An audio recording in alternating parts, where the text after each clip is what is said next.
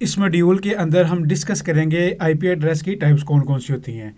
Public IP address हो सकते हैं, प्राइवेट आईपी एड्रेस होते हैं, स्टैटिक आईपी एड्रेस होते हैं, डायनामिक आईपी एड्रेस होते हैं, आईपी वर्जन 4 होते हैं, आईपी वर्जन 6 होते हैं, लूप बैक आईपी एड्रेस होते हैं और लिंक लोकल आईपी एड्रेस होते हैं। सबसे पहले हम देखते हैं पब्लिक आईपी एड्रेस।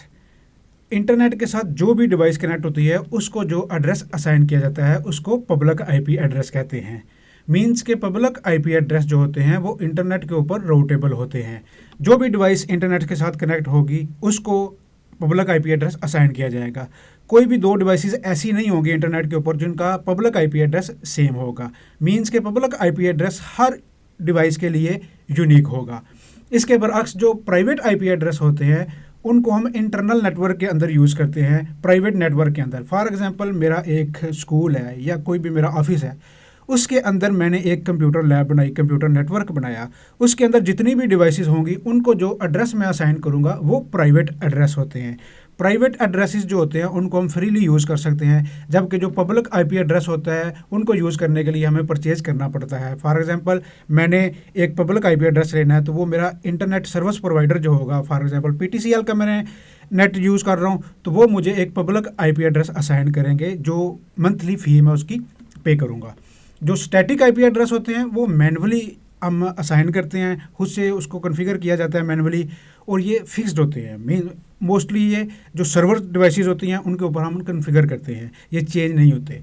इसके बरक्स जो डायनामिक आईपी एड्रेस होते हैं वो ऑटोमेटिकली असाइन किए जाते हैं। डीएचसीपी सर्वर होता है जो ऑटोमेटिकली आईपी एड्रेस असाइन करता है और ये चेंजेबल होते हैं। फॉर एग्जांपल एक दफ़ा एक आईपी एड्रेस हमें मिला, बाद में हो सकता है वो चेंज होकर कोई और आईपी एड्रेस हमें मिल जाए।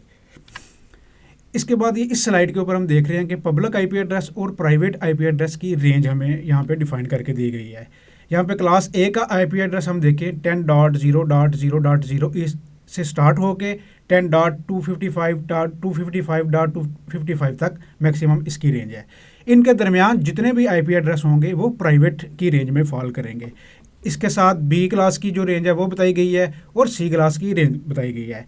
ये प्राइवेट आईपी एड्रेस होंगे जिनको हम इंटरनल नेटवर्क के अंदर यूज़ कर सकते हैं, फ्रीली यूज़ कर सकते हैं, और ये पब्लिक आईपी एड्रेस की रेंज हमें बताई गई है। यहाँ पे एक रियल लाइफ एग्जांपल है। इसके अंदर ये देखिए एक नेटवर्क, लोकल जो प्राइवेट नेटवर्क है वो मैंने बनाया हुआ है। उसके अंदर डिफरेंट डिवाइसेस हैं, उनको जो एड्रेस असाइन किया गया है वो प्राइवेट एड्रेस है। पिछली स्लाइड के अंदर अगर आप देखें तो ये क्लास सी का प्राइवेट एड्रेस है जो उसकी रेंज में फॉल करता है और ये डिवाइसेस को असाइन किया गया है। जबकि पब्लिक आईपी एड्रेस जो है वो मुझे आईएसपी जो है मेरा इंटरनेट सर्विस प्रोवाइडर उसकी तरफ से असाइन किया गया है।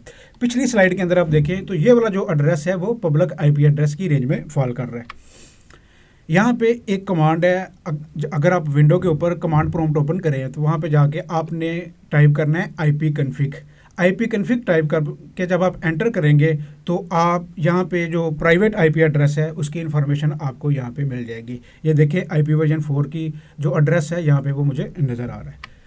इसके बाद अगर आप चाहते हैं कि पब्लिक आईपी एड्रेस कौन सा आपको मिला हुआ है आईएसपी की तरफ से, उसकी इन्फॉर्मेशन को आप फेच करना चाहते हैं तो उसके लिए ये वाली कमांड जो है आप कमांड प्रॉम्प्ट पे एंटर करेंगे लिख के, उसके बाद आपके सामने जो पब्लिक आईपी एड्रेस आपको मिला होगा उसकी इन्फॉर्मेशन यहाँ पे मिल जाएगी।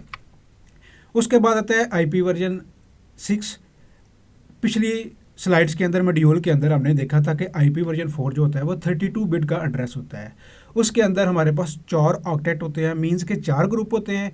हर ग्रुप के अंदर 8 बिट्स होती हैं। 4 ग्रुप थे तो मीन्स 32 बिट्स का आईपी वर्जन जो 4 एड्रेस है वो होता है हमारे पास। जबकि जो आईपी वर्जन 6 है वो हमारे पास 128 बिट्स का होता है। इसके अंदर 8 ग्रुप होते हैं। 8 ग्रुप के अंदर, हर ग्रुप के अंदर 16 बिट्स होती हैं। 16 बिट के 8 ग्रुप होंगे तो हमारे पास 128 बिट्स बन जाती हैं। इसको अमूमनली हेक्साडेसिमल नोटेशन के अंदर रिप्रेजेंट किया जाता है। कहीं पे भी आप देखेंगे तो आपको हेक्साडेसिमल के अंदर आईपी वर्जन 6 एड्रेस मिलेगा। यहाँ पे देखिए हर हेक्साडेसिमल जो है, हेक्साडेसिमल की एक वैल्यू जो होती है वो 4 बिट के इक्वल होती है। यहाँ पे हेक्सा की 4 वैल्यू है, मीन्स 4 वैल्यू है, एक वैल्यू 4 बिट के इक्वल होगी तो 4 वैल्यू हमारे पास 16 बिट के इक्वल हो जाएंगे। यहाँ पे देखें तो हमने कहा था कि 8 ग्रुप होते हैं, लेकिन यहाँ पे 8 ग्रुप हमें नज़र नहीं आ रहे। यहाँ पे 1 2 3 4 5 ग्रुप हैं। तो होता क्या है, हेक्साडेसिमल नोटेशन के अंदर जब इसको हम रिप्रेजेंट करते हैं आईपी वर्जन 6 को, तो कंसेक्टिव ज़ीरो जब आते हैं, ग्रुप आते हैं, एक ग्रुप है दूसरा ग्रुप है, अगर कंसेक्टिव ज़ीरो आ रहे हैं तो उनको मिला के हम डबल कॉलन के साथ शो करवा देते हैं ताकि इसको शॉर्ट करके लिखा जा सके।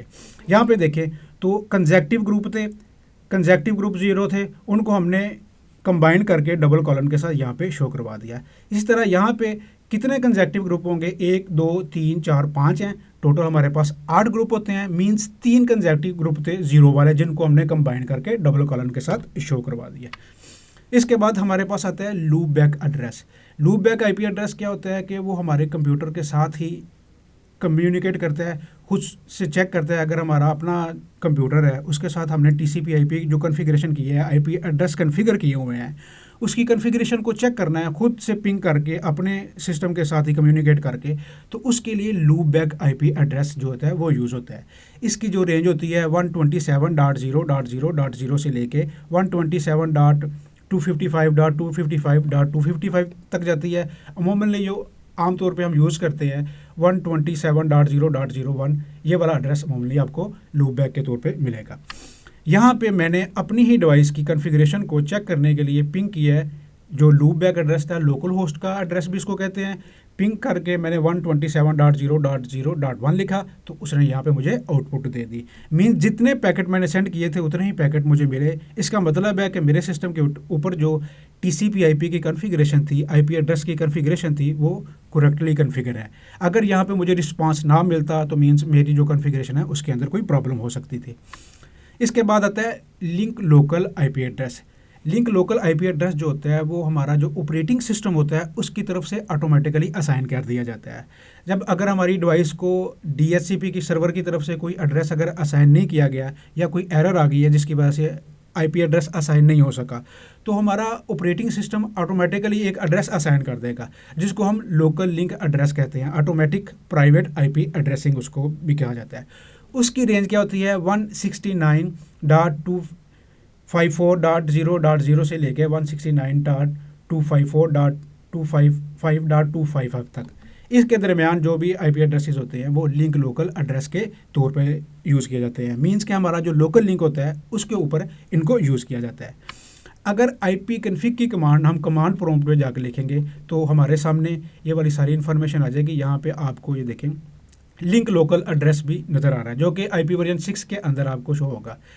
जो लिंक लोकल एड्रेस होते हैं वो उसका जो प्रीफिक्स होता है FE80 से स्टार्ट होता है। इससे जो एड्रेस स्टार्ट हो रहा है फ़ौरन आपको पता चल जाना चाहिए ये लिंक लोकल एड्रेस है। ये सारे एड्रेसेस थे जिनको स्टेप बाय स्टेप डिटेल के साथ इस मॉड्यूल के अंदर हमने डिस्कस